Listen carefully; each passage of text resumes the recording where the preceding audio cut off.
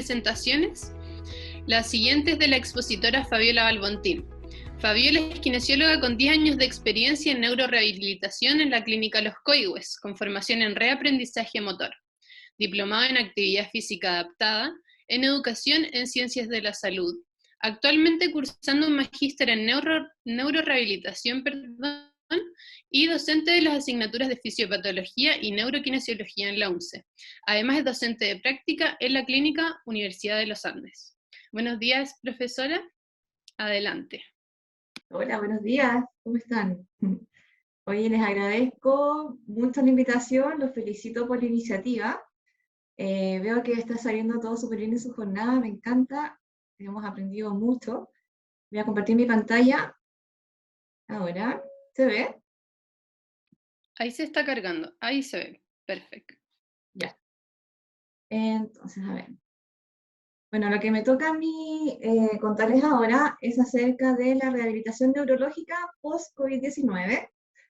Como ven ustedes aquí, aparte del logo de nuestra universidad, aparece también el logo de la Clínica Los Coihues, que es la otra institución donde yo me desempeño y donde me ha tocado más directamente aplicar esta neurorehabilitación en pacientes que han tenido COVID-19.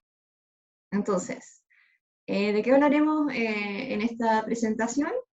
Vamos a comentar un poco acerca del SARS-CoV-2 y su relación con el sistema nervioso, cómo llega hasta el sistema nervioso, acerca de las manifestaciones neurológicas que podemos encontrar después como secuela de haber sufrido COVID-19, algo acerca de la neurorehabilitación en cuanto a evaluación e intervención, y finalmente les voy a compartir un breve caso clínico que nos ha tocado ver. Entonces, en general hemos visto en los medios de comunicación, en la realidad clínica, que las manifestaciones respiratorias han sido lejos las más llamativas, las más urgentes, las que han movilizado más recursos sanitarios, ventilación mecánica, ¿cierto? Camas UCI, y es lo que nos ha tenido más preocupados.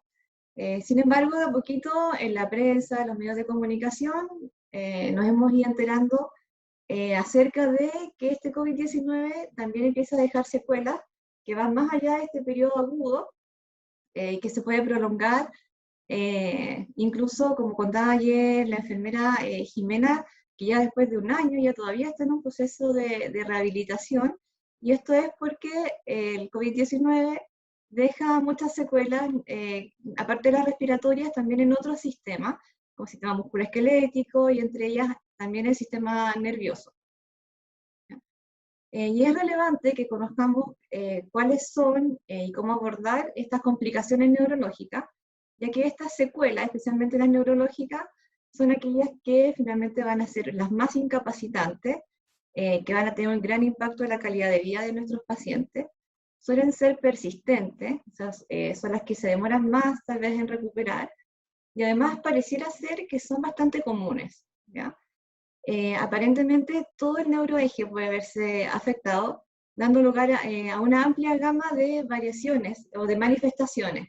Las complicaciones neurológicas no son una, sino que son muy variadas, ¿ya?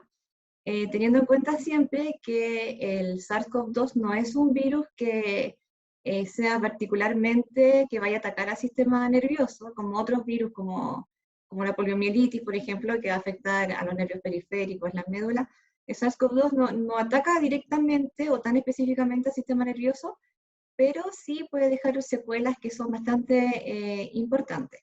Y sin ir más lejos, como síntomas iniciales de la enfermedad tenemos la cefalea, la anosmia, ya esta pérdida del olfato, la ageusia, como la pérdida del gusto, como primeras manifestaciones, y si uno lo piensa, estas son alteraciones o déficit neurológico. Entonces uno empieza a pensar, bueno, ¿cómo llega este virus a producir estos síntomas? Porque ¿será que llega en forma directa a atacar al sistema nervioso o es algo secundario?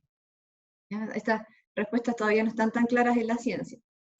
Con respecto a la incidencia de complicaciones neurológicas, hace poco salió publicado este artículo que evalúa la incidencia de 14 enfermedades neurológicas o psiquiátricas a los 6 meses post-COVID, ¿ya? En una cantidad de más de 200.000 pacientes, y determinaron que la incidencia de enfermedad neurológica o psiquiátrica en los 6 meses post-COVID fue del 33,62%, y en el caso de los pacientes ingresados a UTI, dice UTI en el estudio, no UCI, dice UTI, es una incidencia estimada del 46,42. Es harto, ¿ya? Y dentro de estas 14 enfermedades habían algunas como la hemorragia intracerebral, parkinsonismo, lesiones de nervio periférico, trastornos del ánimo, trastornos depresivos, ¿ya? Etcétera. Entonces, pareciera ser que tienen una incidencia bastante alta.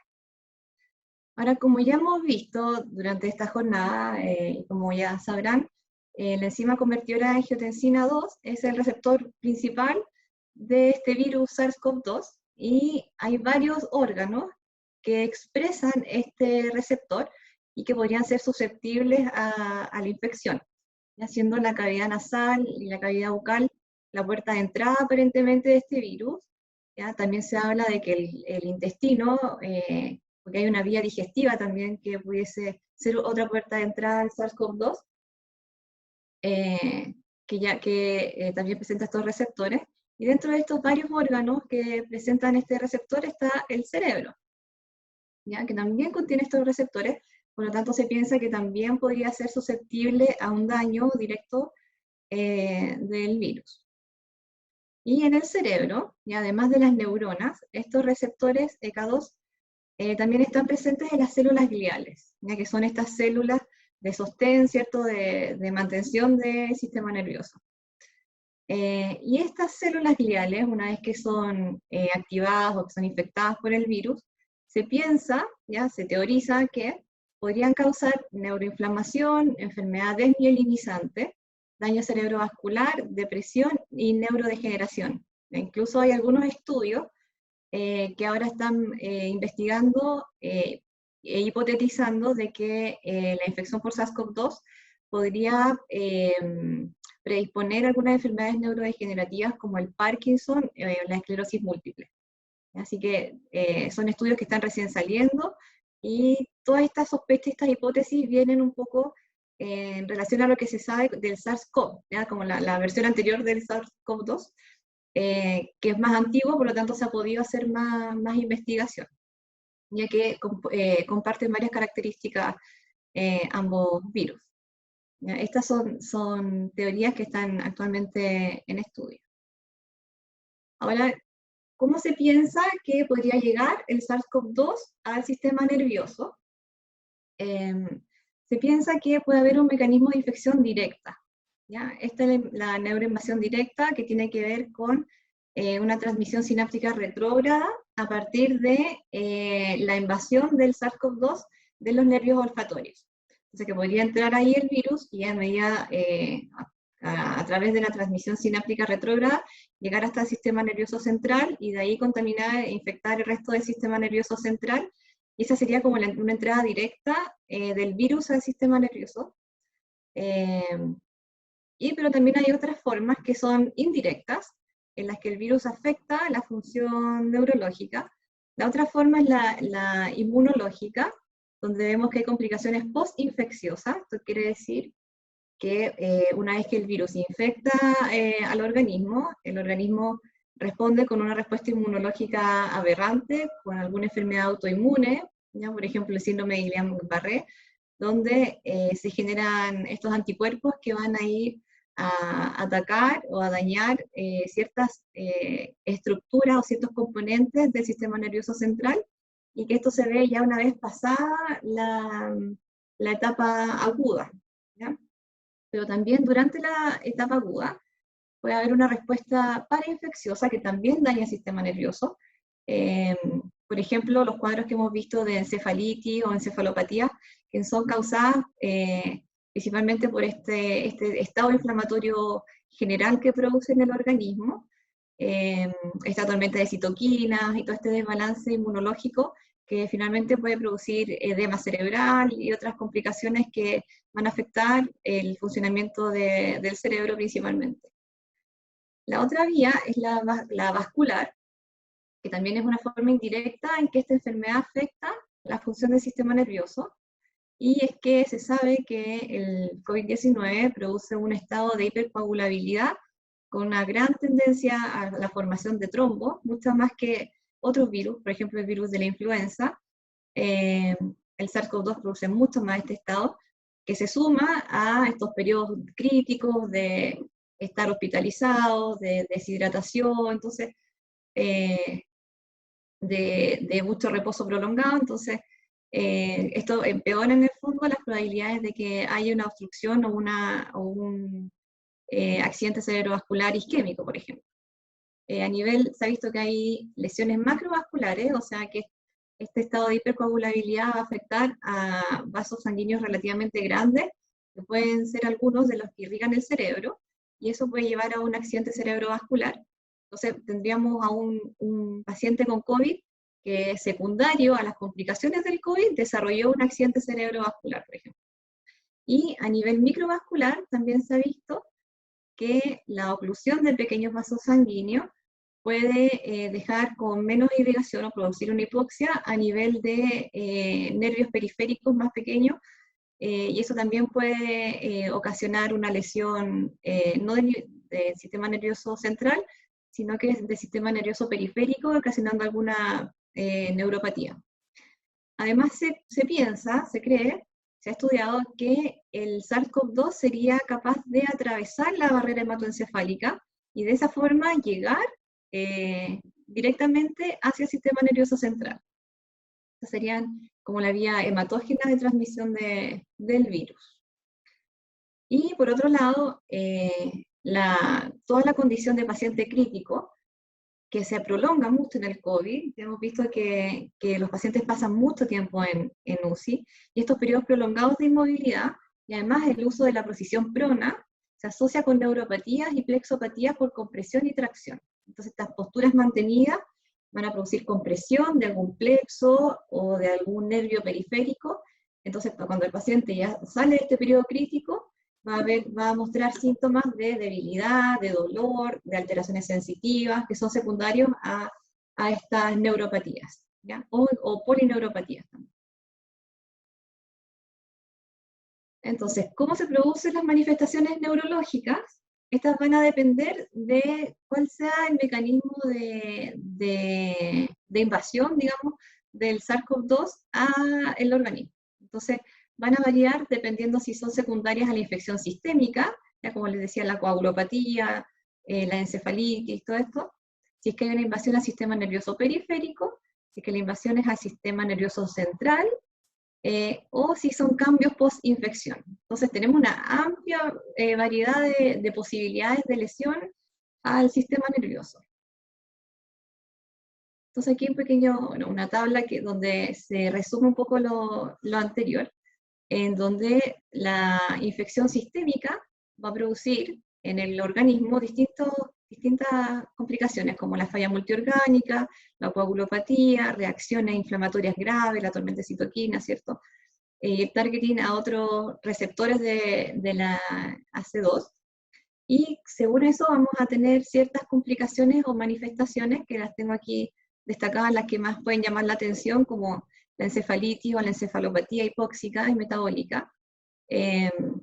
Por ejemplo, les cuento tuvimos un paciente que hizo una encefalopatía hipóxico-isquémica tan grande, secundaria a que tenía una neumonía tan severa, llegó tarde y tuvo una intubación tórpida, que finalmente terminó con esta encefalopatía hipóxico-isquémica, y su condición clínica era muy severa, con trastorno de conciencia, tetraparesia, espasticidad. Eso quiere decir que el paciente no lograba conectarse con el medio, no lograba movilizar sus extremidades, no lograba cambiar de posición, no lograba fijar la mirada en los objetos, y esta es una condición permanente. Entonces, esta no es que el COVID produzca directamente estas enfermedades, pero sí las complicaciones nos pueden llevar a que el paciente sufra un deterioro muy severo. ¿Ya? Podemos tener accidentes cerebrovasculares tanto isquémicos como hemorrágicos. Aquí estas reacciones inflamatorias graves son aquellas que producen estos tipo Kawasaki, que se le llamaba Kawasaki al principio, pero ahora sabemos que es el PIMS en niños, convulsiones, síndromes desejecutivos, meningitis, todas estas enfermedades y todas estas complicaciones se han reportado. Yo aquí saqué la parte donde están los estudios, pero son casos que se han reportado en forma secundaria a la infección sistémica post-COVID.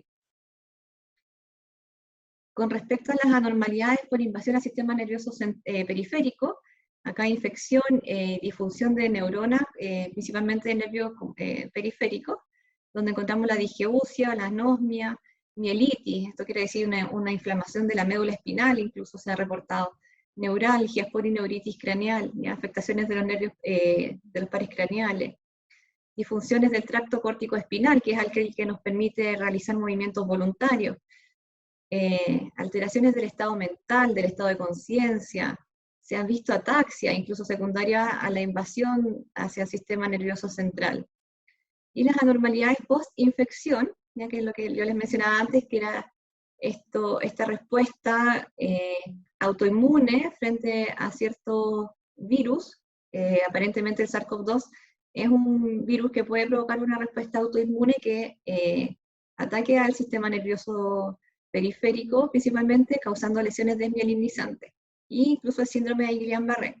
A los que no conocen, el síndrome de Guillain-Barré es un síndrome que ocasiona es una polineuropatía que ocasiona debilidad y alteraciones sensitivas que parte distal en las extremidades y que de a poco empieza a avanzar hacia proximal, terminando en una tetraparesia que es transitoria en la mayoría de los casos y que es secundaria a la infección de algunos virus o bacterias como Campylobacter jejuni, etc.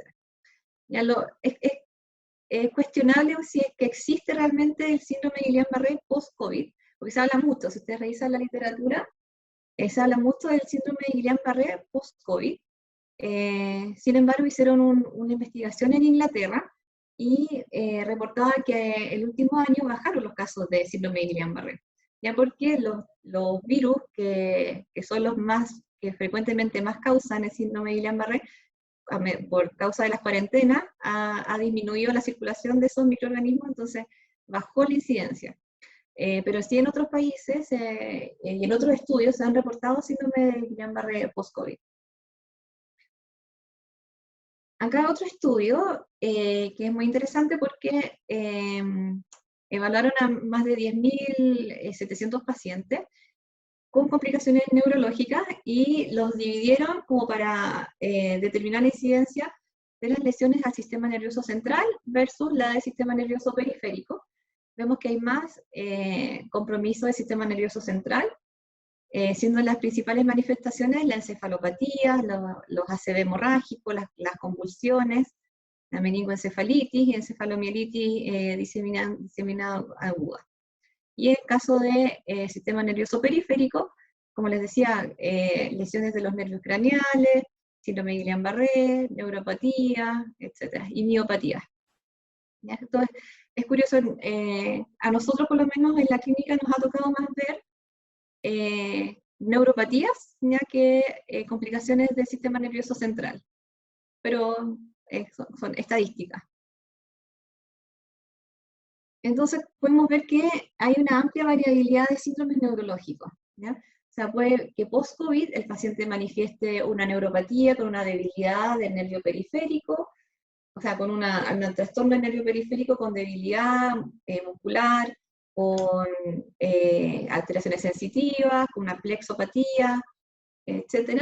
Pero por otro lado, si tuvo alguna complicación del sistema nervioso central, podemos encontrar un paciente con un accidente cerebrovascular que puede provocar trastornos del movimiento voluntario, espasticidad, y otras complicaciones que son asociadas a trastornos de conciencia, por ejemplo, asociadas a las lesiones del sistema nervioso central.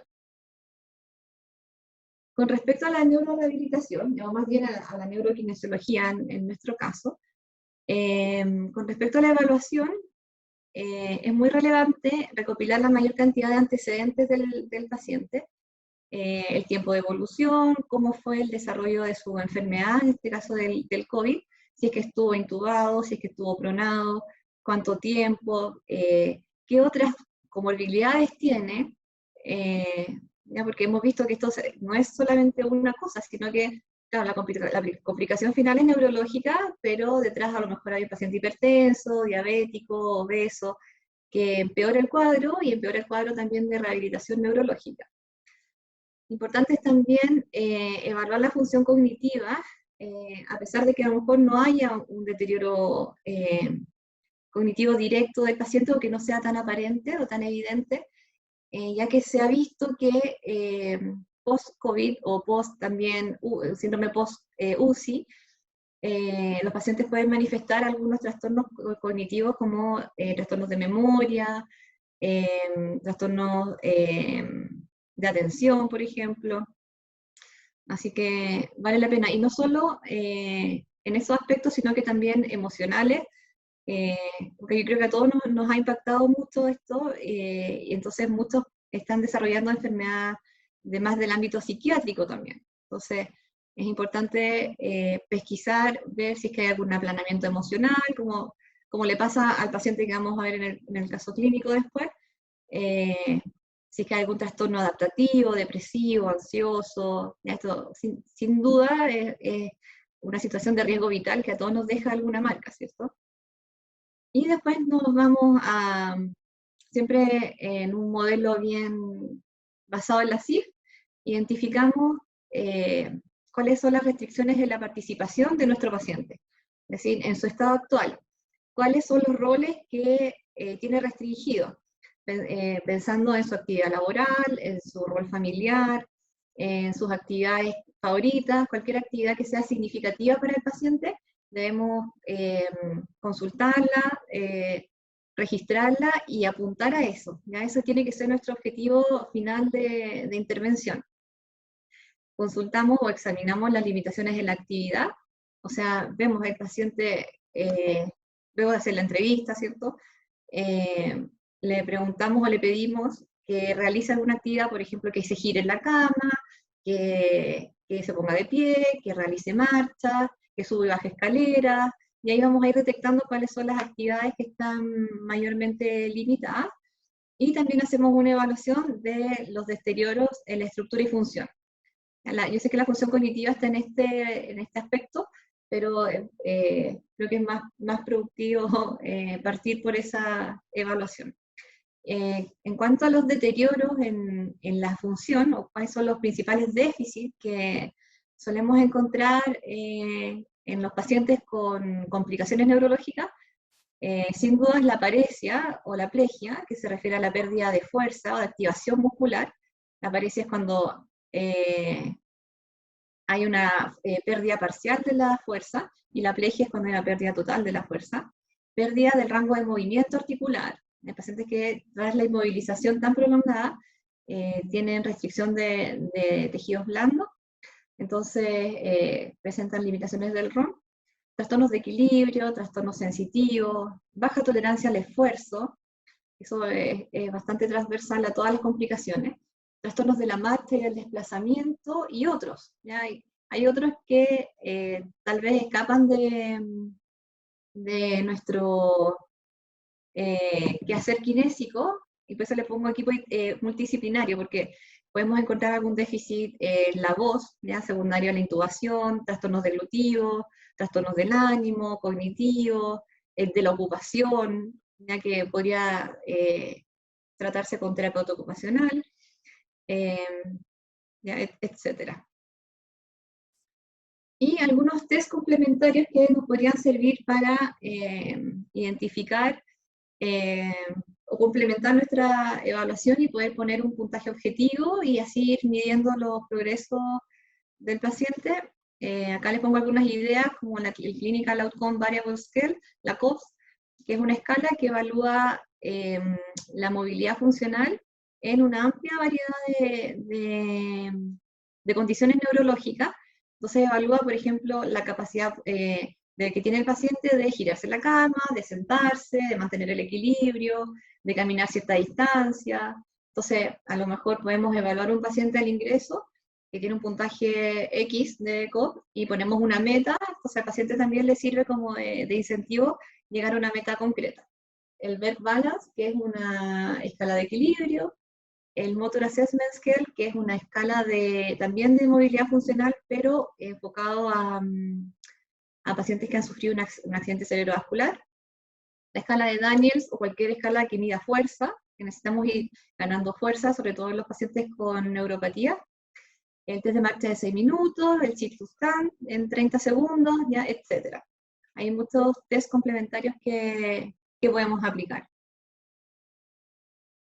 Entonces, con respecto a la intervención, ya pensando en cuáles son nuestros objetivos, el objetivo de la neurokinesiología es abordar a los usuarios y su red familiar social que, derivado de la hospitalización prolongada por COVID-19, vean disminuida su capacidad funcional con la finalidad de recuperar su calidad de vida y facilitar su participación familiar, sociocultural y o laboral. O sea, nuestro fin final, nuestro fin último, es que el paciente se reintegre a sus roles, ya que ojalá en el menor tiempo posible recupere la capacidad de volver a trabajar, de volver a participar en sus actividades que son más significativas, como decía. Se recomienda la modalidad de atención presencial, sin embargo, en el contexto actual se recomienda utilizar la telerehabilitación como complemento para la intervención. ¿Ya? Esto aparece en el consenso interdisciplinario de rehabilitación para personas adultas post-COVID, que me parece que en alguna presentación anterior lo mencionaron. ¿Ya? Este es un documento que está en internet, y sale también detallado cómo trabajar en neurorehabilitación y las principales secuelas neurológicas. Cuando estamos haciendo la intervención, siempre debemos considerar el nivel de fatiga informado por la persona y su respuesta respiratoria antes, durante y posterior a la actividad a realizar.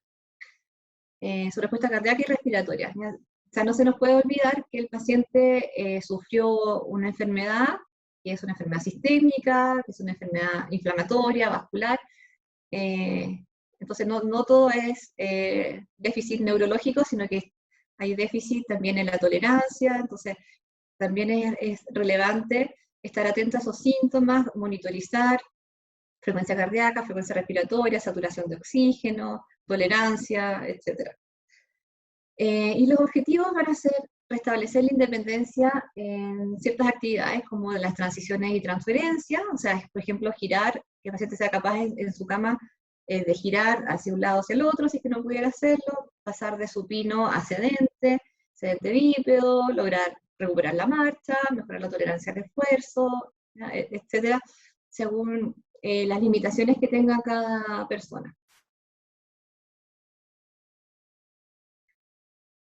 Y ahora les voy a presentar este caso clínico que estamos viendo ahora en la clínica. Este es un paciente de sexo masculino, tiene 51 años, es casado, tiene un hijo, tiene un nieto. Él es visitador médico, pero se desempeña de vendedor en una farmacia. Él vive en una casa de 2 pisos en Pedro Aguirre Cerda. Su habitación está en el segundo piso, por lo tanto necesitamos que logre subir y bajar escaleras.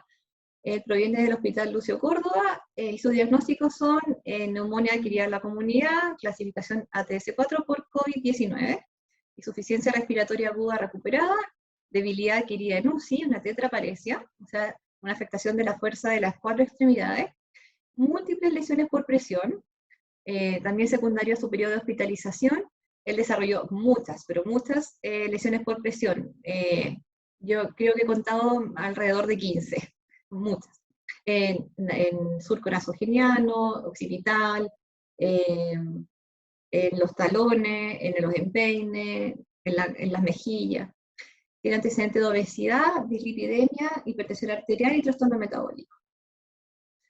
Y con respecto a su historia, su anamnesis con respecto al COVID, él el 29 de marzo presenta PCR positiva, luego a los 2 días presenta ya la sintomatología de fiebre, tos, mialgia, ageusia, anosmia, todo lo que conocemos, y consulta en su consultorio, en su CEFAM, donde llega saturando 95, se traslada al Hospital Barros Luco y se conecta a una cánula nasal de alto flujo, el tratamiento con esta cánula fracasa, por lo tanto se realiza intubación orotraqueal y permanece en prono, intubado. Pasan, miren, 11 días y se supina, pasa a ponerse de espalda, ¿cierto? Y luego el día 23 pasa a ventilación mecánica, el 23 día de abril, pasa a ventilación mecánica no invasiva y se traslada a UTI. Luego se traslada el 10 de mayo a la sala de agudo, se retira la sonda nasogástrica y evoluciona, como les decía, con múltiples lesiones por presión en la cara, oreja, occipital, sacro, etc. Y se evalúa finalmente por fisiatría, quien diagnostica una miopatía de paciente crítico. Actualmente está consciente, lúcido, orientado temporoespacialmente, requiere asistencia en transición y transferencias y en ABD, ya cada vez menos, y se realiza una interconsulta por psiquiatría por observación de trastorno adaptativo. ¿Ya? Este es un paciente que ha empezado a recuperar su capacidad funcional, pero tiene una personalidad que llama la atención, que es un paciente que es plano, no entabla una conversación tan fluida. La familia refiere que él es una persona así muy tranquilo, pero llama la atención porque con poca intención comunicativa, ¿ya? Sin tener ningún daño diagnosticado neurológico central, ¿ya? Entonces, está ahora con medicación psiquiátrica, con antidepresivo. La evaluación inicial, él logra transiciones con asistencia mínima, bipedesta con asistencia y baja tolerancia, tiene dificultad para realizar actividades con la extremidad superior izquierda, porque sospechamos que tiene una neuropatía de nervio axilar, ya tiene debilidad, no logra subir el brazo contra la gravedad, a distal también está un poquito afectado, pero es muy localizado, o sea, el resto del cuerpo ha mejorado bastante, ha recuperado mucha fuerza y función, pero el hombro izquierdo se ha quedado atrás. Marcha asistida, ahora ya está siendo más independiente, rango articular es conservado, fuerza muscular de un 58% global, con un M2 en deltoides, y la sensibilidad superficial y profunda conservada. Entonces, les voy a mostrar un poco para que visualicen el entrenamiento que hemos hecho. Partimos trabajando en la Motomer, que es esta bicicleta que es servoasistida. Aquí ustedes van a ver cómo es la marcha.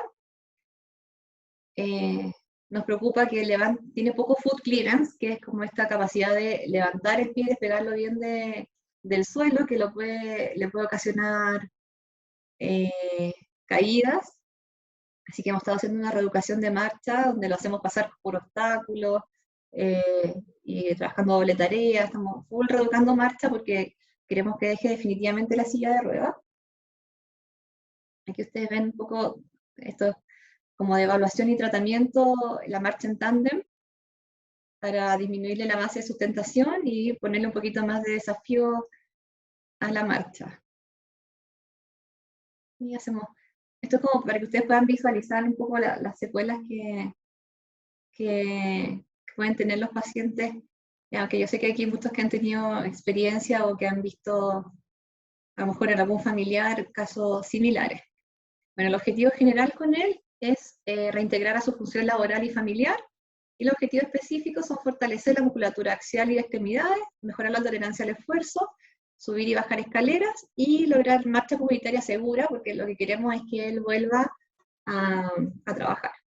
Aquí un poquito más de los ejercicios que hacemos. Aquí ya le ponemos más difícil, lo hacemos entrenar en tándem, con una doble tarea, ¿cierto?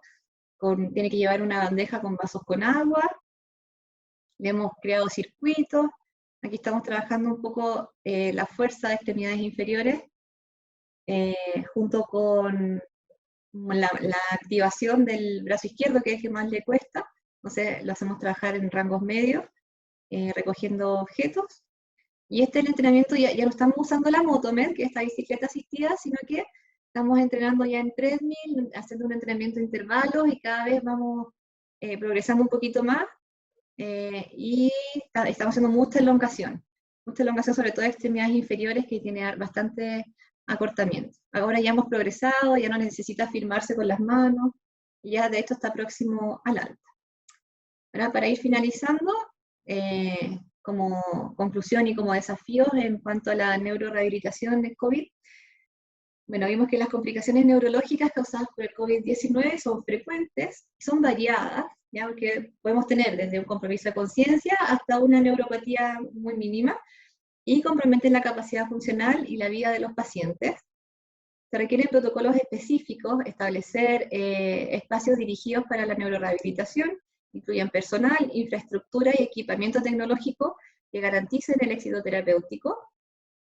Actualmente no existe evidencia de mejor calidad sobre este tema. Falta todavía investigar sobre las manifestaciones neurológicas y la rehabilitación, la neurorehabilitación post-COVID y tras todas estas manifestaciones tan variadas, por lo que es necesario realizar más estudios prospectivos multicéntricos, o sea, estudios que evalúen una intervención en varios centros y que vayamos comparando los resultados para evaluar el impacto de intervenciones específicas, así como el pronóstico de estos pacientes. Se sabe poco, yo diría que hay más preguntas que respuestas. Y en el contexto actual ahora tenemos que contemplar la rehabilitación dentro de este contexto de medidas sanitarias, donde estamos que fase 1, fase 2, las personas no saben si ir a los consultorios, si ir a los centros de rehabilitación o no. Por lo tanto, considerar la telerehabilitación o estos sistemas híbridos de que van a lo mejor a una evaluación y después siguen entrenando en la casa, etc. Tenemos que ir adaptándonos a cómo se están dando las cosas en términos sanitarios en el país también. Y eso sería mi presentación. ¿Alguna consulta? ¿Duda?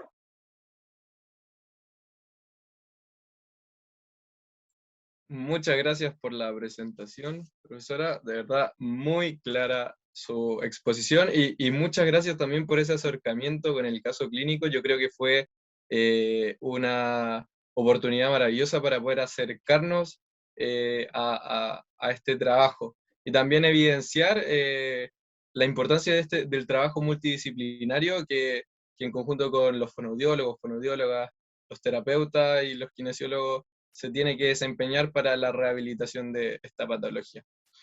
Nos encantaría hacer todas las preguntas que están en el chat, pero por temas de tiempo estamos un poco apremiados. Entonces le pedimos por favor, profesora, si es que pudiera responderlas por el chat. Y nada, vamos a compartir también los contactos de los expositores, si ellos están de acuerdo, para que ustedes puedan seguir con sus dudas por esa vía. Así que muchas gracias nuevamente, profesora, de verdad, estamos muy agradecidos. Gracias a ustedes.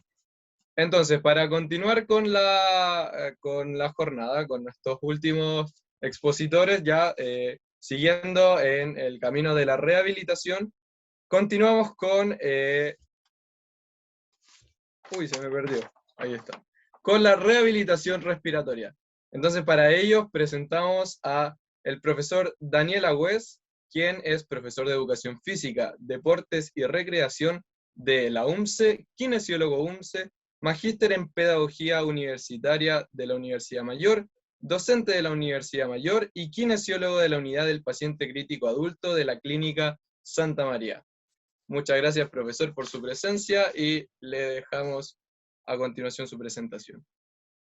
Muchas gracias, chiquillos. Primero que todo, agradecerle a usted la posibilidad de participar en esta jornada, que encuentro que son muy valiosas, sobre todo en el periodo de formación de pregrado de nuestros futuros colegas. Para mí es súper importante estar presente en este tipo de instancias, considerando que gran parte de mi vida la pasé en los jardines de esa universidad. Las dos carreras que tú mencionaste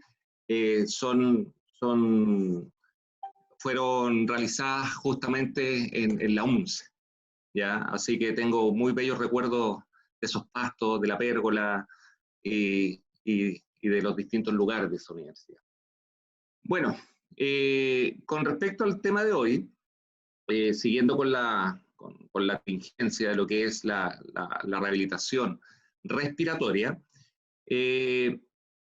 si ustedes ven el título de la evidencia del sentido común, puede generar medio extraño en relación a que, sobre todo en la formación académica, se hace mucho énfasis a lo que es la medicina basada en evidencia. Y de seguro, los estudiantes que están presentes, parte de su formación se basa en esto, una parte importante. Pero situaciones como las que estamos viviendo hoy día, con la pandemia, nos hace pensar que el sentido común no tenemos que dejarlo de lado, ¿ya? Basar todo en la evidencia, sobre todo estos momentos de contingencia, en donde nos vemos frente a situaciones desconocidas, situaciones nuevas, el sentido común es la mejor herramienta. Y el que nos va a permitir a futuro ir formando evidencia para las próximas generaciones. Hoy en día es muy habitual encontrarnos con escenarios como estos en las unidades de paciente crítico, en donde vemos apilado un montón de elementos de protección personal para el personal. Hemos tenido que abocarnos mucho a lo que es el manejo de ventiladores mecánicos, no a los habituales que conocemos en esta unidad, sino que también ventiladores mecánicos que han sido importados y que han presentado incluso algunas fallas, y hemos tenido que ser capaces de ir innovando, ¿ya? Cuando hablo de que en esta circunstancia la medicina basada en evidencia nos puede jugar en contra, básicamente me voy a abocar a lo que pasó en julio del año pasado, en este tipo de unidades, que fue cuando alcanzamos el pic de la primera ola. Ahora yo no sé si estamos en la tercera, estamos en la segunda, vamos a empezar la cuarta con las famosas variables delta, ¿ya? Pero cuando nos vimos enfrentados a ese pic de junio del 2020, todo lo que nosotros sabíamos en relación al manejo del paciente crítico con respecto al uso de los ventiladores mecánicos, prácticamente no servía. Se empezaron a implementar modalidades que no eran habituales, ya se empezaron a copiar modelos que daban ciertos resultados con una evidencia muy pobre en países de Europa, que nos llevaban una ventaja de 3 meses, ¿ya?, con respecto a la pandemia, y la verdad nos vimos enfrentados a esta posibilidad de que evidencia no había, lo que sabíamos y teníamos como evidencia existente no servía, por ende tuvimos que empezar a usar el sentido común, llegando a utilizar distintos tipos de modalidades ventilatorias y cosas tan simples que por lo simple no se utilizaban, como los cambios de posición. Una herramienta que, si bien tiene todos los fundamentos basados en la evidencia, pero que no lo ocupábamos justamente por su simpleza, nos llevó a, por ejemplo, empezar a pronar todos los pacientes. Y eso ustedes yo creo que ya lo saben. Por ende, quiero que hagamos ese proceso reflexivo en donde frente a situaciones como la actual, tenemos que ser capaces de ir un poco más allá de lo que nos presentan los papers, un poco más allá de la evidencia existente. Y tengan presente lo siguiente, y aquí cae un poco la incoherencia quizás de ser tan cerrado en este concepto, en que cuando estamos frente a una situación nueva y queremos innovar algún método de tratamiento, ya, la aplicación de alguna técnica kinésica, la aplicación de alguna modalidad ventilatoria, la aplicación de protocolos de rehabilitación, vamos a tener que crearlos. Y al crearlos, obviamente no podemos basarlos en evidencia porque no hay evidencia existente. Así que quiero que hagan esa reflexión y ustedes, futuros colegas, porque aquí por lo que veo los asistentes, la mayoría son estudiantes y está dirigido a ustedes esta presentación, no tengan miedo de innovar. Piérdanle miedo a enfrentar a estos pacientes que están en la unidad de paciente crítico, indistintamente de cuál sea la característica, ¿ya? Y obviamente con la responsabilidad suficiente de tener los conocimientos de manera transversal, conocimientos tanto de fisiopatología, conocimientos tanto de fisiología, farmacología, conocimientos de imagenología, etcétera, todo el listado infinito de cosas que les puedo dar. Siéntanse capaces de poder crear sus propios protocolos, sus propias maneras de intervención, las cuales van a ir validando en función de su propia experiencia. Y como saben, si a futuro pasan a ser referentes con respecto a cierta área. Y eso es lo que nos falta en la kinesiología, sobre todo en la kinesiología respiratoria. El escenario actual yo creo que no hay que abordar mucho, pero quiero que hagamos este análisis. Si bien todos tenemos claro que aún estamos lejos de controlar esta pandemia, viéndonos enfrentados a una tasa de mortalidad bastante alta aún. Ya, como dijo alguien ahí en televisión, todos los días se nos cae un Boeing 747 y mueren 120 personas. Lo que pasa es que ya lo normalizamos y no nos llama la atención. Ya. Por ende, las curvas de letalidad de esta enfermedad están distantes de descender. Pero ¿dónde me quiero detener yo? Me quiero detener en este gráfico. Ustedes lo pueden obtener de cualquier página del MinSal, incluso Google lo arroja prácticamente automáticamente. Si bien la ocupación de las camas UTI se ha incrementado hoy en día prácticamente 6 veces en relación a las camas UTI disponibles que habían durante la primera ola, mediados del año pasado, la ocupación de estas camas sigue siendo exagerada. ¿Ya? En este minuto, a nivel de la red nacional, hay una disponibilidad aproximadamente del 10% de las camas UTI. Estamos hablando de 250 camas aproximadamente. Lo que implica que la permanencia de los pacientes en este tipo de unidades hoy en día es mucho más prolongada que lo que pasaba el año pasado. La tasa de letalidad de esta enfermedad en la primera ola alcanzaba, de los pacientes que llegaban a UTI, de los cuales eran 5% de los infectados, alcanzaba prácticamente al 50%. O sea, paciente que llegaba a una UTI era prácticamente tirar una moneda al aire para determinar si ese paciente sobrevivía o fallecía. ¿Ya? Hoy en día eso ha cambiado bastante, pero ha cambiado en función de que la permanencia del paciente en este tipo de unidad, producto de que estos esquemas de intervención se han ido adaptando y han ido mejorando en función de la experiencia, ¿ya? Su estadía en las UPC se ha prolongado de manera excesiva. ¿Ya? Hemos vuelto a tener, si bien en primera instancia los pacientes que empezaron a llegar a esta unidad eran pacientes más jóvenes durante este año, en el último mes se ha incrementado la permanencia prolongada de los pacientes un poco más añosos en esta unidad. Pacientes que, de acuerdo a la fisiopatología del COVID, debiesen tener un cuadro de evolución aproximadamente, como ustedes ya deben saber, de 14 días, pero tenemos pacientes hospitalizados prácticamente durante 49 días, 50 días, incluso 2 meses, ¿ya? Asociando esta larga estadía a un montón de deterioros, no solo el respiratorio, en donde la intervención que nosotros tenemos que hacer en estos pacientes es una intervención global. Una intervención que no implica, perdón, tuve un problema ahí, que no implica solamente trabajar la función respiratoria, sino que también hay que enfocarse en evaluar y valorar la función neurológica, como vimos en la exposición anterior, tanto en la estadía como en el periodo post-COVID, una vez que el paciente está dado de alta.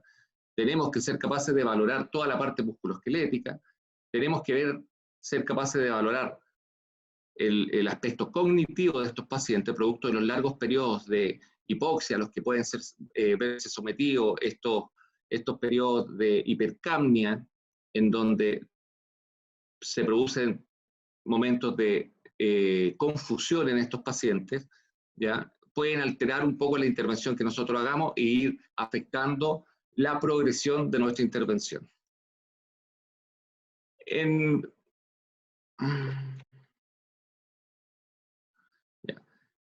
Para llegar al escenario actual tenemos que centrarnos principalmente en lo que es la fisiopatología aguda de los pacientes que llegan a estas unidades, ¿ya? Bien resumidamente, todos han escuchado los conceptos de tormenta de citoquinas, que es un concepto que se ha acuñado bastante en esta enfermedad, pero que es un concepto muy antiguo que incluso formó parte de tratamientos para ciertos tipos de cánceres, que era un tratamiento muy agresivo, que tenía un alto índice de letalidad en los pacientes oncológicos, por ende no es un tratamiento electivo hoy en día. Pero esta tormenta de citoquina que fomenta una explosión, un proceso inflamatorio y un daño en los tejidos, no solo pulmonares, sino que global en el paciente, genera un paciente, un sobreviviente, lo vamos a llamar, con mucho daño, asociado a todos los problemas de coagulación, a todos los problemas de transporte de oxígeno. Vamos a tener un paciente que finalmente va a evolucionar en un gran porcentaje con un síndrome de distrés respiratorio. Este síndrome de distrés respiratorio, como ustedes deben saber, nos va a generar un daño pulmonar a largo plazo que va a afectar claramente lo que es los conceptos de intercambio gaseoso, generando un pulmón fibrótico, generando un pulmón con una membrana alveolo capilar mucho más ancha, con un parénquima pulmonar con depósitos de colágeno, con una proliferación celular en estos sectores, ¿ya? En donde los sobrevivientes de estos cuadros, que van a estar asociados a una estadía prolongada en la unidad, se les va a asociar también un daño atribuible a la unidad de cuidado intensivo, ¿ya? El paciente que está en este tipo de unidades generalmente es un paciente que pasa por muchos periodos de pseudoparalización, ¿ya? Periodos de inmovilización, justamente por lo invadido que está, catéteres centrales, ventilador mecánico, sonda nasogástrica, monitorización. Por ende, son pacientes que al estar en estas condiciones durante un mes, 2 meses, van a tener este DAUSI claramente desarrollado. ¿Ya? Frente a este escenario, en donde nos enfrentamos a pacientes con este deterioro, han surgido un montón de consensos. Consensos que comenzaron a surgir prácticamente en mayo, agosto, a mediados del año pasado, cuando ya el mundo se dio cuenta que este tipo de condición post-COVID iba a generar un trastorno no solo a nivel hospitalario, sino que también a nivel de salud pública. Podemos revisar un montón de consensos. Hay consensos nacionales, ¿ya? Como el consenso interdisciplinario de rehabilitación para personas adultas post-COVID, en donde participó el Colegio de Kinesiólogos, la Sociedad Chilena de Medicina Intensiva, la Sociedad Chilena Respiratoria, ¿ya? En donde se plantean y tiene alcances específicamente relacionados a lo que es la atención de estos pacientes en las unidades críticas, ¿ya? Uno de los primeros consensos que surgió a nivel mundial fue el consenso de Oliver O'Sullivan, por ahí por agosto del año pasado, en donde él plantea varios postulados que si los observamos y los analizamos al día de hoy, son bastante transversales y nos sirven para el manejo no solo del paciente que está en estas unidades, sino que también para el paciente post-COVID, ese paciente que es dado de alta con una gran cantidad de deterioros producido por este paso por la unidad y por el cuadro en sí. Obviamente, dentro de los elementos que menciona este consenso, plantea que obviamente el plan tiene que ser individualizado, debemos conocer cuáles son las comorbilidades de estos pacientes. A muchos de estos pacientes, como factores de riesgo, de acuerdo a la literatura existente, presentan o componente hipertensivo, presentan un componente de diabetes, ¿ya? Hay que ver cuáles son los síntomas principales que vamos a abordar en este tipo de pacientes, ¿ya? Son pacientes que, aparte de presentar disnea por todo el daño pulmonar que produce esta enfermedad, también van a estar sometidos a un estrés psicológico. Son pacientes que, va a sonar medio extraño lo que voy a decir, pero son pacientes que se ven enfrentados a la muerte, que tienen una historia detrás en donde el estrés psicológico de poder sobrellevar esta enfermedad con la incertidumbre, tanto para ellos y para nosotros como tratantes, de no tener clara el pronóstico o la prognosis de esta enfermedad, genera un estrés y una carga emocional bastante fuerte. El trabajar con estos pacientes, ya sea en unidad de paciente crítico o de manera ambulatoria, una vez que son dados de alta, requiere una monitorización continua, ¿ya? Son pacientes que presentan disfunciones desde el punto de vista hemodinámico, presentan disautonomía, producto de la inactividad prolongada que tuvieron, presentan una disminución en su reserva cardiorrespiratoria, ¿ya? Una exacerbación de su respuesta simpática, su respuesta adrenérgica, y por el solo hecho de prácticamente pensar en pararse para ir al baño, son pacientes que se taquicardizan de manera importante, pacientes que empiezan con una polimnia importante, que desaturan dentro de ciertos niveles permisibles, son retenedores de CO2, ¿ya? Por ende hay que mantener una movilización continua dentro de lo posible. La educación del paciente es fundamental, ¿ya?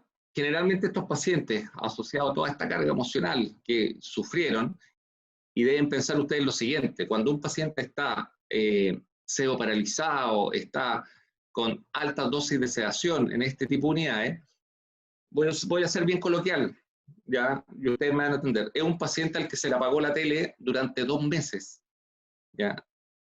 Es un paciente que no vio a su familia, salvo por los primeros días, por estos temas de teléfono, de videollamada, durante 2 meses. Por ende, es muy importante educar al paciente en la necesidad del manejo transdisciplinario, en donde a lo mejor no solo la parte física es fundamental, sino que también la parte nutricional, la parte psicológica, y generar una red de apoyo transdisciplinario que permita a este paciente salir adelante.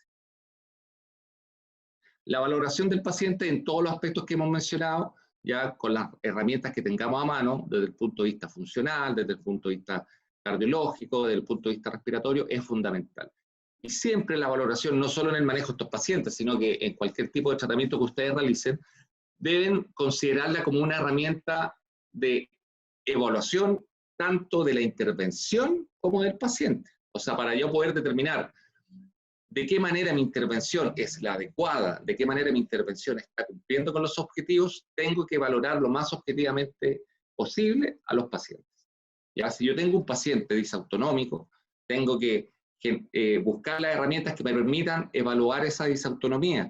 O sea, si yo tengo un paciente que al someterle a una prueba de tolerancia ortostática, ya sea en la UTI, ya sea en su casa, no la tolera porque se hipotensa, tiene una respuesta vagal, con palidez, sudoración, náusea, etc., tengo que ser capaces de objetivar por tiempos. O sea, este paciente presenta una prueba de tolerancia ortostática positiva a los 2 minutos de estar de pie, a los 30 segundos de estar de pie, no tolera el sedente hors de cama. Todas esas cosas tienen que ser capaces de cuantificarlas para poder ir avanzando e ir adaptando su tratamiento. ¿Ya? Y lo fundamental, y aquí es donde vuelvo a este concepto de medicina basada en evidencia y sentido común, tenemos un paciente desacondicionado, por ende los ejercicios y el plan de entrenamiento al cual debemos someterlo bajo estos conceptos de monitorización, educación y valoración, es fundamental. Cumpliendo los principios básicos de cualquier entrenamiento, tiene que haber una progresión, tiene que haber un tiempo adecuado de entrenamiento, un tipo de ejercicio adecuado a las carencias que nosotros observamos en esta valoración que hicimos, y tiene que haber también una flexibilización. El paciente no todos los días va a estar igual. Por ende, si yo plasmo en el papel un programa de entrenamiento, porque básicamente es un programa de entrenamiento, dependiendo de la etapa en la que esté el paciente, voy a tener que ser capaz de adaptarme a si el paciente está febril, si el paciente está cansado, si emocionalmente no está en condiciones de someterse a la terapia, voy a tener que ser capaz de modificar este plan de ejercicio que en el papel se ve muy bonito, ¿ya?, para poder seguir cumpliendo con los objetivos que me impuse en el tratamiento.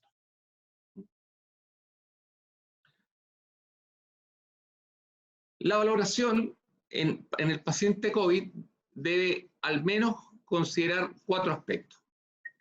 El funcional, pero también debemos ser capaces de valorar el tema pulmonar, ¿ya?, mediante distintos tipos de pruebas, que a lo mejor no van a estar de la mano con una intervención de carácter ambulatoria, pero sí clínica, en donde se pueden hacer pruebas de función pulmonar, espirometría, se pueden hacer pruebas de intercambio de gases, etc. La función cardíaca, muchos de estos pacientes, como ustedes saben, y lo han visto, me imagino yo, en las exposiciones, presentan algún tipo de insuficiencia cardíaca.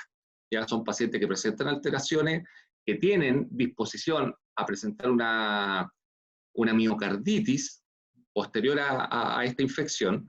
Por ende, es muy importante monitorizar esos aspectos antes de someterlos a algún tipo de entrenamiento o rehabilitación. Y la función neurológica, como vimos en la exposición anterior, también es fundamental. ¿Ya? Nos pueden...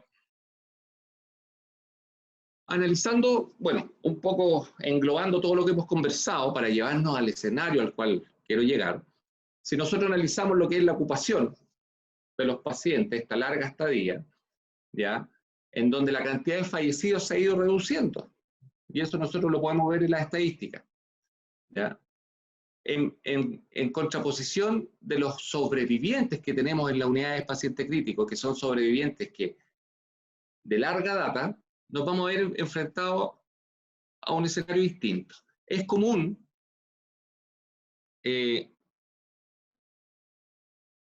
pacientes que están sometidos a ventilación mecánica, como mencionamos al principio, en donde jugamos con el posicionamiento de este paciente para mejorar lo que es la relación BQ principalmente, mejorando así el intercambio gaseoso y darle más chance. Generalmente esto se realiza en periodos, se van alternando periodos, ciclos de prono, de aproximadamente 7, 9 días, por ciclos de supino, ¿ya?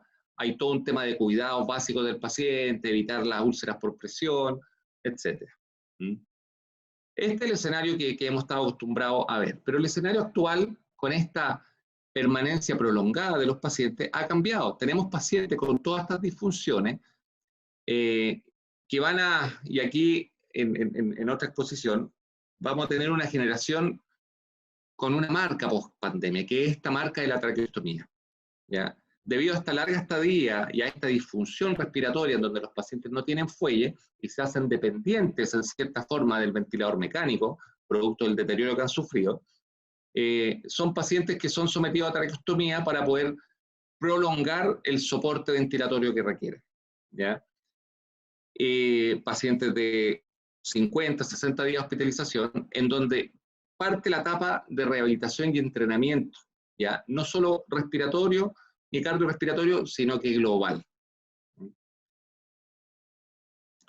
Los determinantes, ¿ya?, en estos pacientes, ahí en la imagen podemos ver un paciente sometido a ECMO, ¿ya?, que han sido excepcionales en esta pandemia, producto de la utilización de recursos que implican un periodo de pandemia, un periodo de excepción, en donde la red hospitalaria tiene que estar enfocada a salvar vidas, ya tratando de liberar, obviamente, al máximo su ocupación. Tenemos que, para poder valorar a este tipo de pacientes, las determinantes principales son la larga estadía en esta unidad, el marcado deterioro adquirido en este tipo de unidad, caracterizado por lo que es debilidad generalizada, disautonomía, son retenedores de CO2 porque tienden a hipoventilar mucho producto de la debilidad diafragmática y esta falla en el fuelle ventilatorio que tienen, ¿ya? Y empezamos ya después de cierto tiempo, de 2 meses de manejo, a tratarlos como pacientes crónicos. Recuerden ustedes que el centro respiratorio responde básicamente a lo que son las concentraciones de CO2, ¿ya? Por eso ustedes no pueden suicidarse haciendo una valsalva, ¿ya? No porque les falta oxígeno, sino que porque el centro respiratorio empieza a generar la necesidad de gatillar la inspiración en función del aumento progresivo de las concentraciones de CO2. En cambio, en el paciente crónico respiratorio, este paciente que maneja niveles hipercármicos de hipercapnia permisiva, tiende a retener CO2 por sobre los niveles normales, produce este efecto adaptativo en donde el paciente empieza a responder a los niveles de oxígeno.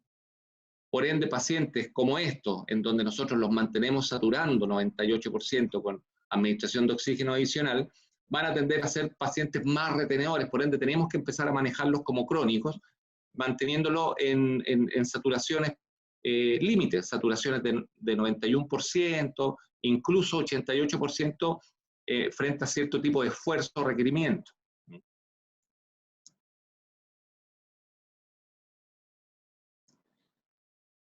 La rehabilitación temprana parte en esta instancia, cuando ya el paciente no requiere esta sedación permanente, cuando ya el proceso infeccioso finalizó, son pacientes que no son contagiantes, que ya llevan más de 14 días, como les decía. Por ende, tenemos que empezar a revertir todos estos procesos que se produjeron durante su hospitalización, pensando en recuperar de la mejor manera su capacidad global. No porque estén en una UTI no van a poder realizar algún tipo de entrenamiento cardiovascular. Son pacientes en donde empezamos a revertir esa autonomía, empezamos a revertir esa respuesta exacerbada desde el punto de vista simpático, entrenándolo desde la cama, ¿ya?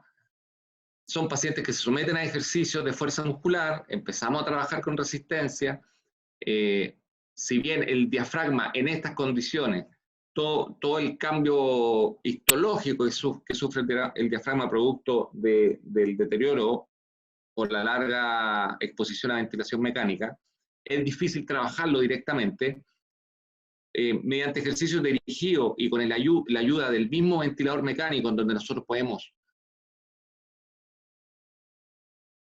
dosificar las resistencias, podemos dosificar los volúmenes, podemos dosificar las presiones de asistencia al paciente, hacemos periodos de fortalecimiento diafragmático, hacemos ejercicios de fortalecimiento de musculatura accesoria. Estos pacientes, cuando se ven presentados a ciertos requerimientos y empiezan con este aumento del trabajo respiratorio, necesitan una cintura escapular estable para que la musculatura accesoria pueda compensar esta disfunción en el fuelle respiratorio y volver a su equilibrio. Ya, si no, son pacientes que se van a descompensar y van a ir derechitos nuevamente a lo que es el ventilador mecánico ya tradicional. También tenemos que pensar en todo el deterioro propioceptivo, sensorial que han sufrido estos pacientes, y por mucho que estén conectados a ECMO, por mucho que estén conectados a ventilador mecánico, son pacientes que tenemos que empezar a trabajar estos aspectos, ¿ya? Tanto la marcha como los aspectos sensoriales que se requieren para una marcha funcional. En esta foto es importante, y aquí como parte de su desarrollo académico quiero reforzarle el trabajo transdisciplinario que se tiene que realizar con estos pacientes, ¿ya?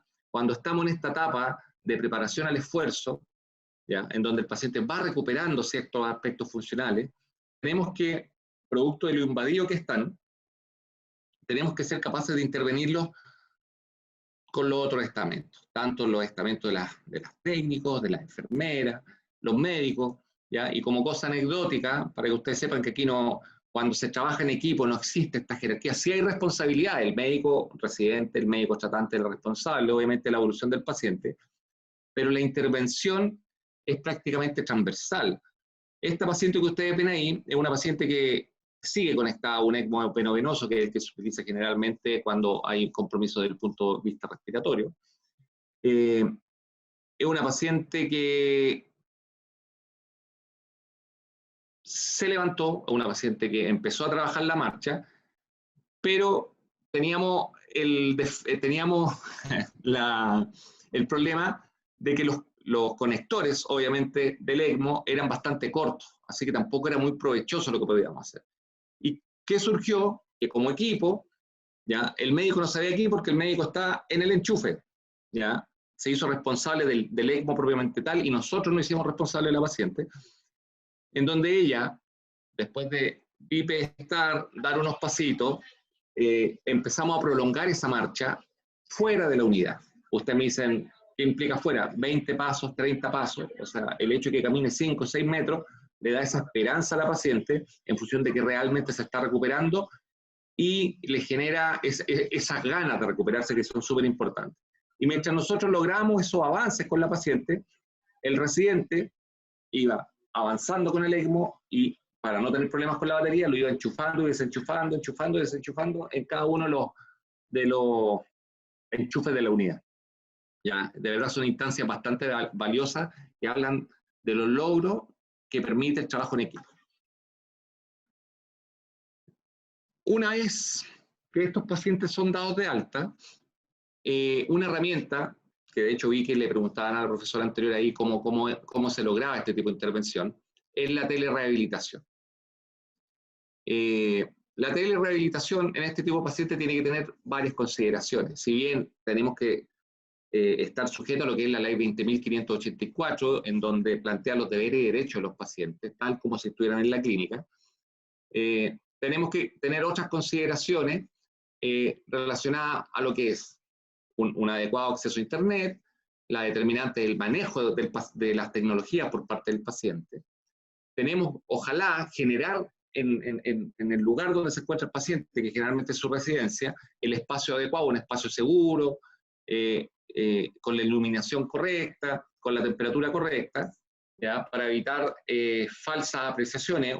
Un espacio frío va a generar una hiperventilación en el paciente, va a generar limitaciones en la movilidad, va a generar incomodidad. Por ende, tenemos que asegurarnos de que se den las condiciones, transmitirle al paciente la necesidad de que esas condiciones sean las adecuadas. Obviamente tenemos que fijarnos en que realmente la condición del paciente se vea beneficiada con los ejercicios dirigidos, ya que no solo aplican a la parte respiratoria, sino que para todo tipo de rehabilitación que hagamos, neurológica, musculoesquelética. Determinar si es seguro que realiza actividad física. Recuerden ustedes que en el consenso de Sullivan que analizamos, es importante valorar previamente lo que es la condición neurológica, la condición cardiológica del paciente, ya que frente a cualquier tipo de situación imprevista, una caída, una convulsión, una arritmia, una fibrilación, cualquier cosa que el paciente presente por no haber hecho esa valoración de manera adecuada, podríamos estar en problemas y no vamos a tener forma de intervenir. Si el paciente requiere asistencia o es un paciente independiente, ¿ya? Tener la capacidad de generar herramientas de valoración a distancia. Muchas de las herramientas de valoración que nosotros utilizamos requieren la presenciabilidad del terapeuta, pero también existen muchas herramientas que nos permiten valorar a distancia, dependiendo obviamente de las características y las posibilidades del paciente. Hay un montón de tests que nos permiten valorar la capacidad funcional, desde el test de marcha, que es difícil realizarlo ahí, pero lo podemos extrapolar al test del escalón, podemos usar algunas herramientas del fitness senior, del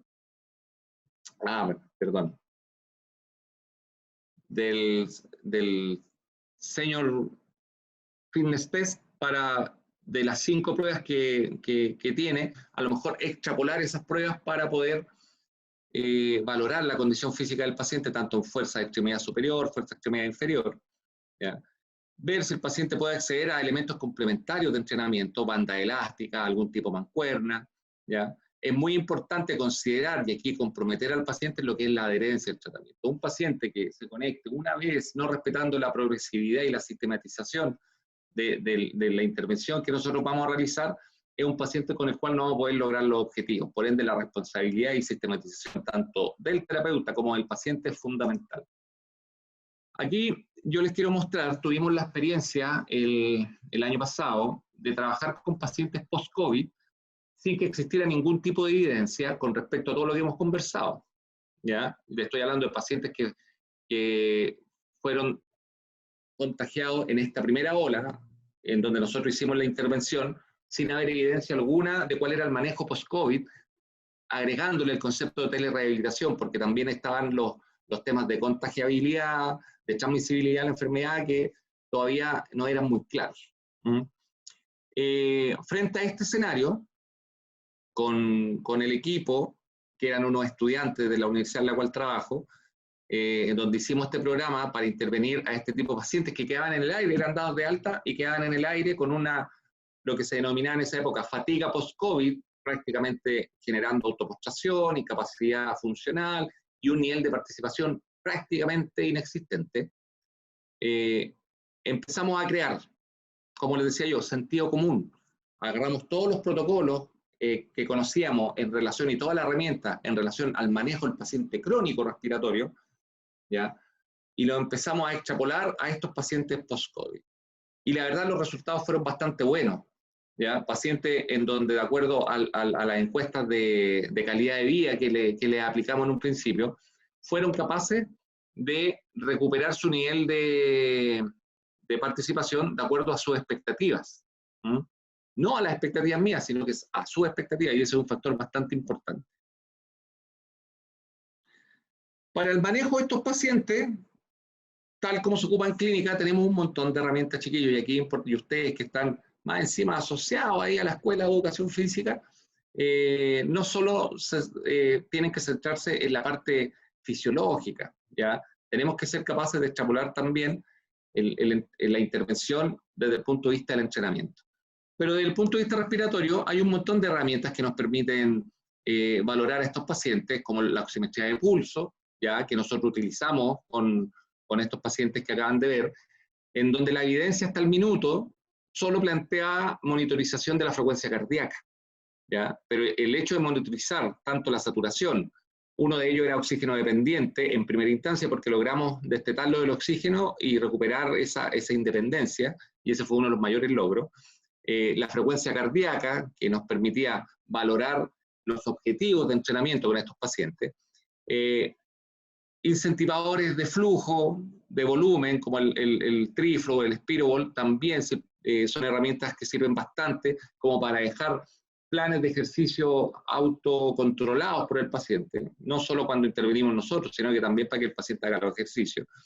Estos pacientes generalmente sufren también daño ciliar, en donde todos los mecanismos de higiene bronquial se ven un poco alterados, por ende, elementos como el flutter o técnicas que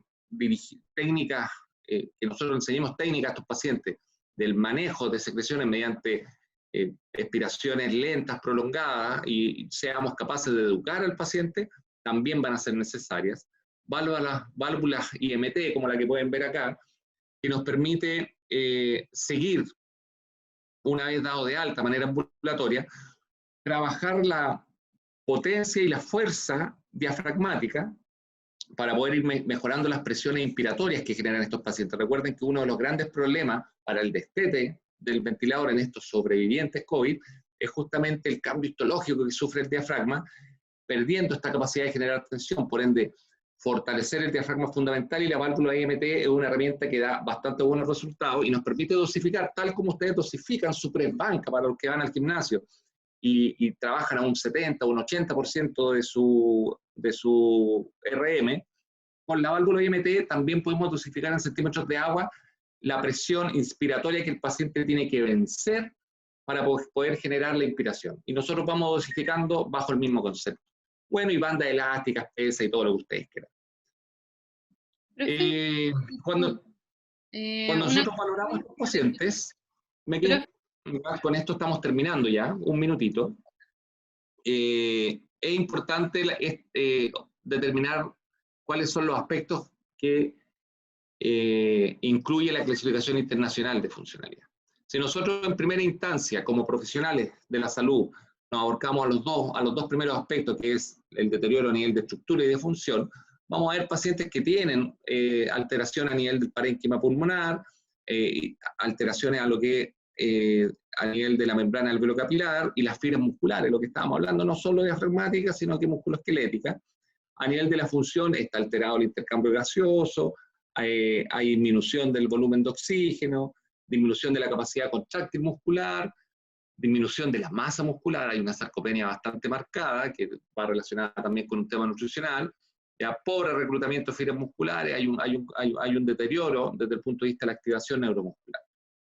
Con respecto a los otros dos aspectos de esta clasificación, y aquí es donde el paciente tiene que intervenir, y por eso yo hablo de las expectativas del paciente, y aquí yo les puse un poco un ejemplo de uno de los pacientes que acabamos de ver, en donde debemos fijar nuestros objetivos en función de lo que ellos nos refieran. ¿Cuáles son las actividades de la vida diaria que ellos tienen, presentan deterioros?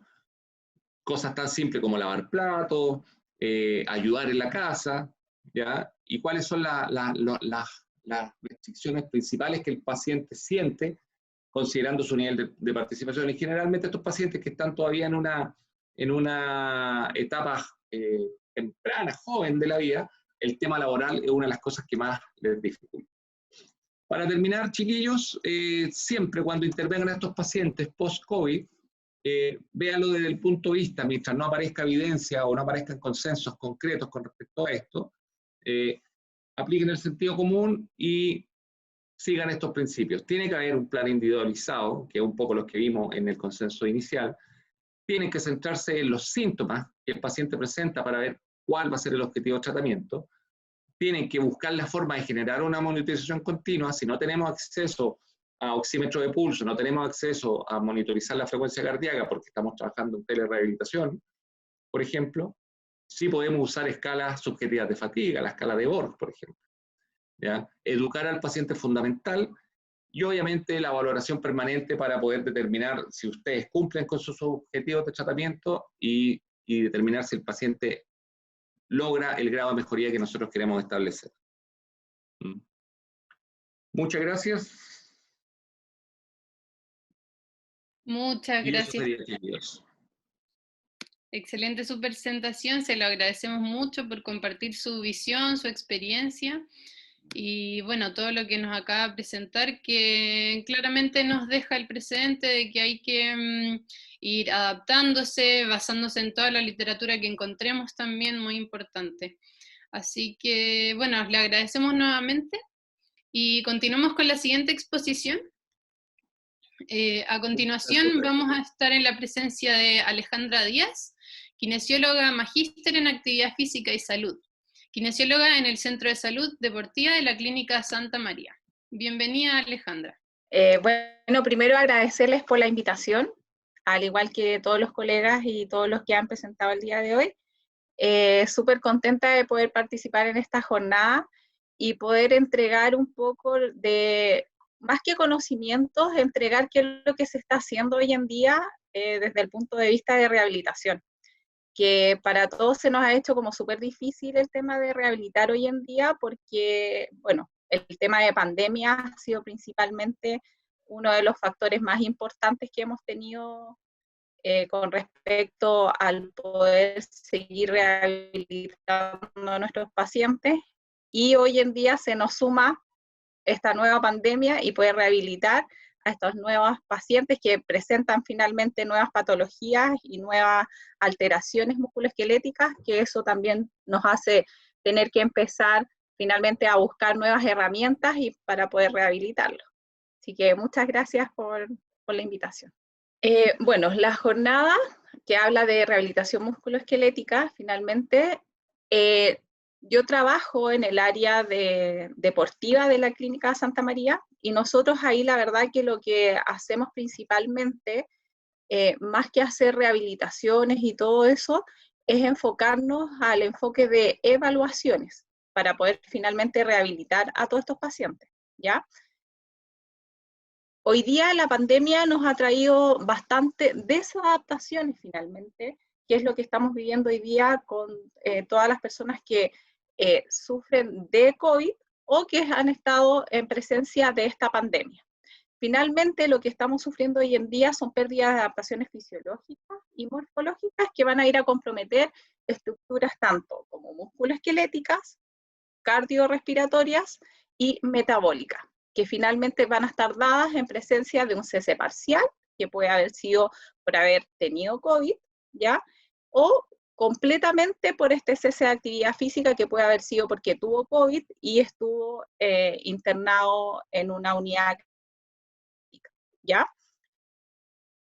Entonces tenemos todo lo que es COVID como tal, como el virus.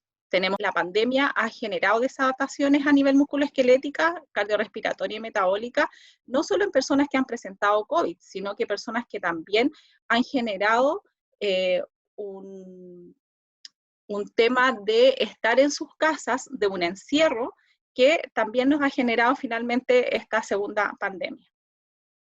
Y que eso finalmente nos va a llevar a este sedentarismo, ya que personas que están encerradas en sus casas, producto de la pandemia, han tenido que estar más sedentarias, han perdido movilidad, y es aquella persona que realizaba algún tipo de actividad física, en un comienzo quedó sin poder entrenar, sin poder ir a realizar su actividad física. Entonces eso finalmente nos ha llevado a un sedentarismo importante. Y finalmente, todo lo que tiene que ver con las hospitalizaciones, como vuelvo a repetir, en unidades críticas o en unidades que requieran también algún tipo de tratamiento específico por la patología de COVID. Todas estas desadaptaciones finalmente nos van a llevar a nivel musculoesquelético a disminuir nuestra masa muscular, a disminuir nuestra fuerza, disminuir nuestra potencia desde la fuerza, y que se va a ver reflejado finalmente en una disminución de las actividades electromiográficas a nivel muscular, van a disminuir nuestras enzimas oxidativas a nivel muscular, y eso va a llevar finalmente a que todo esto lleve un complemento de disminuciones de densidades capilares también disminuidas.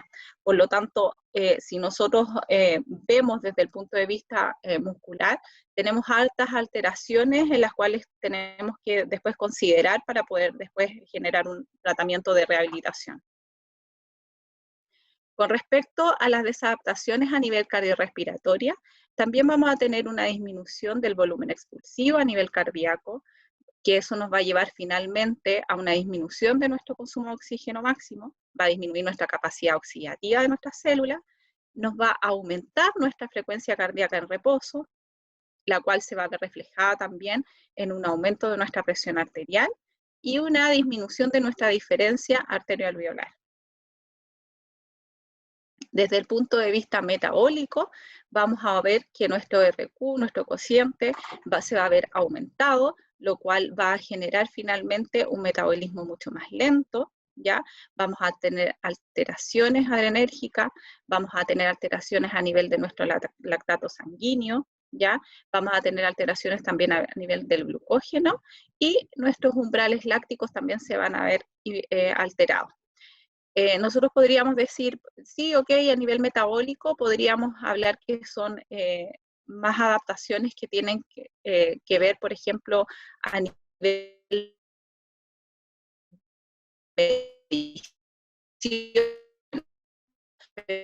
si nosotros tenemos, como yo, no requiere necesariamente ser un deportista de elite, sino que cualquier persona que realice algún tipo de actividad física va a haber alteraciones desde el punto de vista muscular, cardiorrespiratoria y metabólica. Para nosotros es súper importante y son súper medibles, y nosotros hacemos mediciones específicas en nuestras unidades, ¿ya? Tanto en la unidad de fisiología como en la unidad de biomecánica de la clínica, ¿ya? Para poder generar finalmente la evaluación y poder concretar en dónde se está produciendo finalmente esta desadaptación para poder después entrenarla y poder ir haciendo mediciones continuas. El proceso de rehabilitación que nosotros estamos llevando a cabo en la clínica, ¿ya? Lo vamos a dividir en 4, ¿ya? Tenemos 4 pacientes tipos de COVID. En este caso vamos a tener aquel paciente que es sintomático, pero presenta una PCR negativa. Vamos a tener el paciente que es PCR positiva, que es sintomático, pero este paciente realizó su tratamiento ambulatoriamente desde su casa porque no requirió, gracias a Dios, ningún tratamiento que es PCR positivo, sintomático, ¿ya? En el cual sí requirió hospitalización. Y esta hospitalización puede haber estado dada porque presentó algún foco de neumonía, porque presentó algunas alteraciones enzimáticas, porque tuvo algún tipo de arritmia cuando ingresó a la urgencia, porque hubieron marcadores inflamatorios en el cual estaban generando alteraciones a nivel metabólica, lo cual requiere estabilización intrahospitalaria. Y por otro lado tenemos este paciente que es PCR positivo, que es sintomático, y que sí o sí necesita y requiere de una hospitalización en unidades críticas. Y esto puede ser a través de una ventilación mecánica invasiva o de oxigenoterapia de alto flujo, ¿ya? Entonces, ¿por qué nosotros hacemos esta división de pacientes?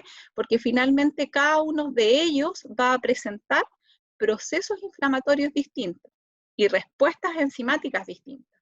Y eso para nosotros es importante porque si nosotros volvemos atrás, cuando hablamos de las desadaptaciones, cuando nosotros tenemos pacientes que han requerido hospitalización, a nivel musculoesquelético vamos a tener que son pacientes que van a presentar muchas más alteraciones desde el punto de vista muscular. Por ejemplo, podemos tener pacientes que, dependiendo del número de días que esté hospitalizado, ya sea en unidad crítica o no, este paciente ya va a presentar entre un 4 hasta un 14%, habla la literatura, de alteraciones de masa muscular. Entonces, para nosotros, para poder rehabilitar posteriormente, para nosotros es sumamente importante tener la consideración de cómo fue el proceso que vivió este paciente con este COVID, ¿ya? Cómo fue finalmente su PCR, cómo fue su tratamiento. Ahora, todos estos PCR que son negativos y que son pacientes sintomáticos, que la verdad es que uno podría decir, sí, pero finalmente no necesariamente tienen que haber sido COVID. Sí, pero estamos hablando de sintomatología en el cual el paciente presentó alteraciones metabólicas desde el punto de vista inflamatoria del COVID.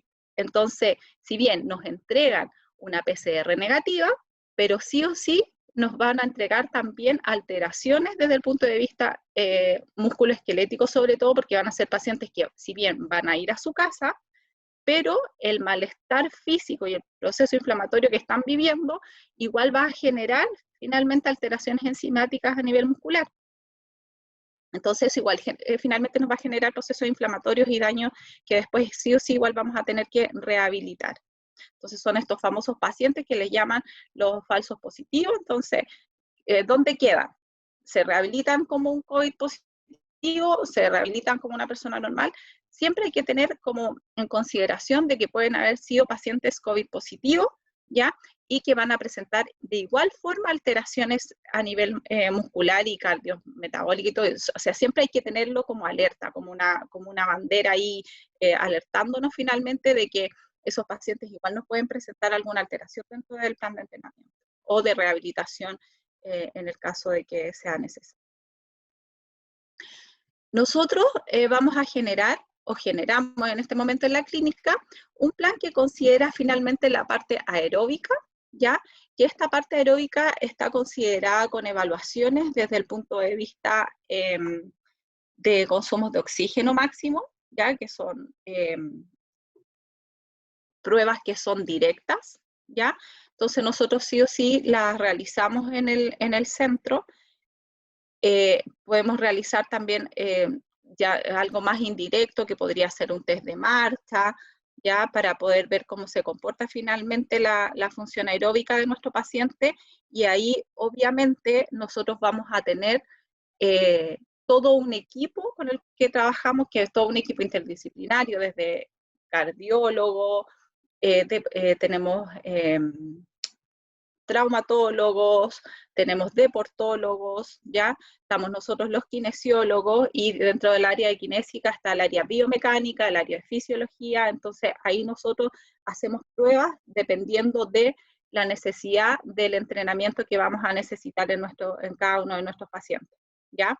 En el área aeróbica entonces nos vamos a enfocar en eso. Siempre tenemos que tener alertas, ¿ya? Y cuáles van a ser nuestros factores de alerta, y que tienen que estar siempre con mediciones constantes, todo lo que es la frecuencia cardíaca, la saturación de oxígeno, ¿ya? Vamos a necesitar también escala de Borg, ¿ya? Porque también necesitamos ir viendo cómo va sintiendo finalmente el paciente esta vuelta a su entrenamiento o esta vuelta a sus actividades diarias. Como lo había dicho anteriormente Daniel, es súper importante considerar también de que hay pacientes que son súper jóvenes, ¿ya? Que llegan súper deteriorados a nivel musculoesquelético, y ellos lo único que quieren es volver a trabajar. O sea, no es ni siquiera volver a hacer una actividad física, sino que lo que ellos buscan finalmente es volver a su trabajo, poder subir una escalera sin cansarse, porque es increíble cómo produce desde el punto de vista musculoesquelético y cardiovascular finalmente, cardiorrespiratorio, cómo se va produciendo este daño a nivel del sedentarismo que produce finalmente el COVID, porque piensen que son igual 14 días aproximadamente en la cual el paciente tiene que estar sí o sí en su cuarentena, sin salir, encerrado, y bueno, y si ya tiene un tratamiento intrahospitalario, eso puede estar fácilmente 4, 6, 8 semanas, meses. Entonces, la rehabilitación de ahí, el entrenamiento desde el punto de vista aeróbico es súper importante. Después tenemos todo lo que tiene que ver con los entrenamientos de fuerza, que ahí en la parte de fuerza es súper importante considerar que en este tipo de pacientes disminuye por lo menos un 10%, ¿ya? Todo lo que es la potencia, que tiene que ver con la fuerza, velocidad de la musculatura. Entonces ahí también se hacen mediciones específicas, ya para poder evaluar finalmente cómo se va a ir trabajando la fuerza en estos pacientes, principalmente de extremidades inferiores, que es la que más se pierde finalmente producto de cuarentenas que se hacen, ¿ya? Y obviamente dependiendo de cómo fue su tratamiento, si fue ambulatorio, intrahospitalario o con intervención de ventilación, ¿ya? Entonces, en ese caso también tenemos que considerar cómo ir manejando esta fuerza. Cuando se trabaja fuerza, también es tan importante, como, al igual como cuando se está trabajando en la parte aeróbica, considerar siempre y ir midiendo constantemente todo lo que es, voy a ser súper incidente en esto, frecuencia cardíaca, saturación de oxígeno, escala de Borg, ¿ya? Y aquí en fuerza es súper importante tener claro el tema de si hay polineuropatías previas, ¿ya?